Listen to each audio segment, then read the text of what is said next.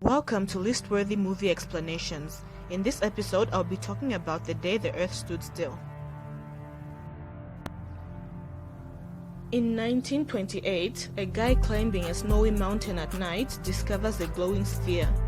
He is engulfed in its light and falls unconscious. When he wakes up some time later, the sphere is gone and he has a scar on his hand. In the present day, the American government is in a panic. They have spotted an object near Jupiter that is headed straight for planet Earth at a speed that could end all life on impact.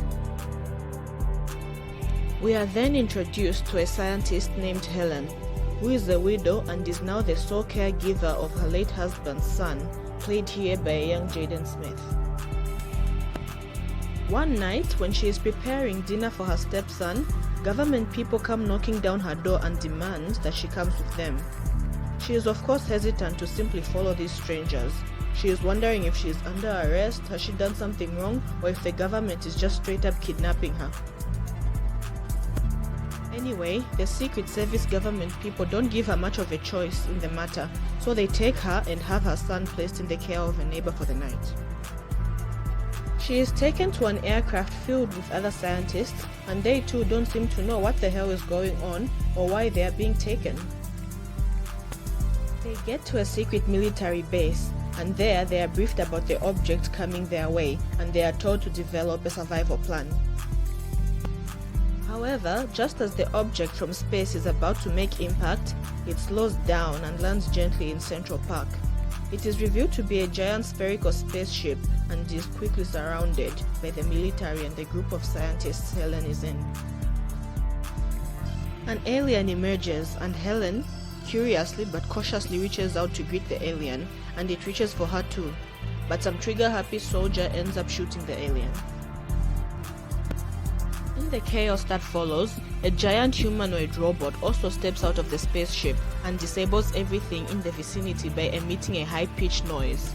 It appears like the robot is really going to do some serious damage to everyone present, but the wounded alien stops it by saying the famous phrase, Klaatu barada nikto, a phrase some of you sci-fi nerds may remember from the original 1951 movie.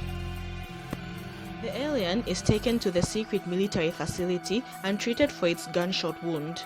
Its exterior is found to be a bioengineered spacesuit, and the alien inside it is found to have human DNA. It also ages quickly and then starts to resemble the mountaineer from 1928. So now we know that the scar that remained on the mountaineer's hand was as a result of the aliens taking a sample of DNA from him. The being introduces himself as Klaatu, a representative of a group of civilizations, sent to talk to Earth's leaders about saving the Earth. The Secretary of Defense, Regina Jackson, refuses Klaatu's request to talk to the world's leaders, but instead plans to have him interrogated. Knowing that Klaatu will most likely be tortured during the interrogation, Helen helps him escape and then goes back home to her stepson, while Klaatu starts to observe people and their ways.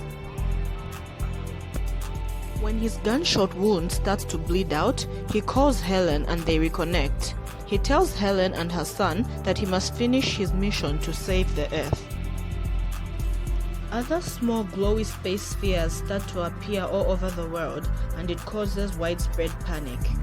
The military tries to coordinate a drone strike against the sphere in Central Park, but Klaatu's robot disarms the missiles launched at the sphere, and the mission is a massive failure.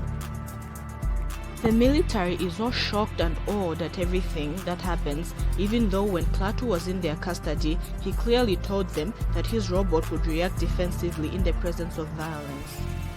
The military decides to take a weapons-free approach and cautiously enclose the robot they named GORT, short for Genetically Organized Robotic Technology, and transport it to Mount Weather, an underground facility in Virginia.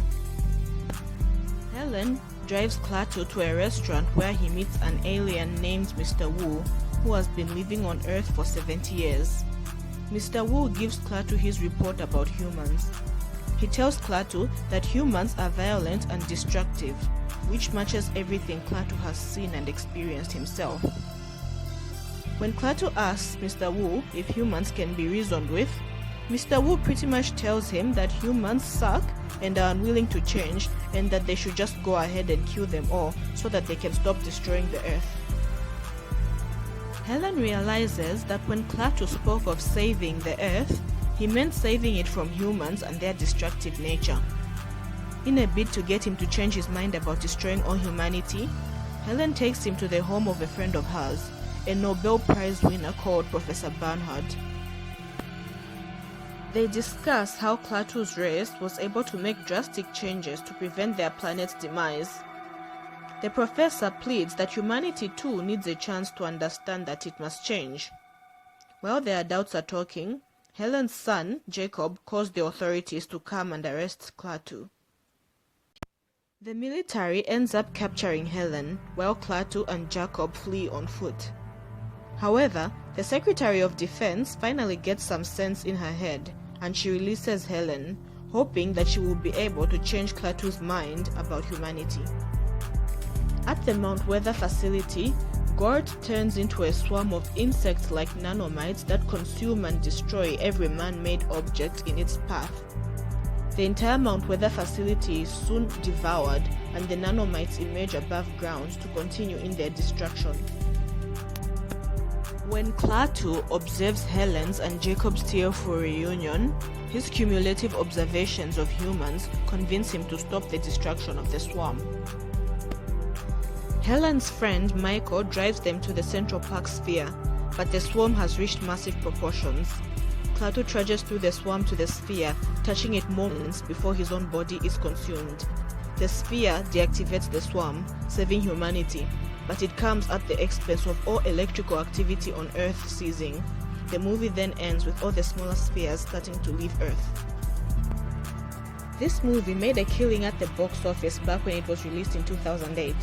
I, however, didn't enjoy it as much as I thought I would. Personally, I don't think it's a great movie, but it is an okay movie, so I give it a rating of 5 out of 10.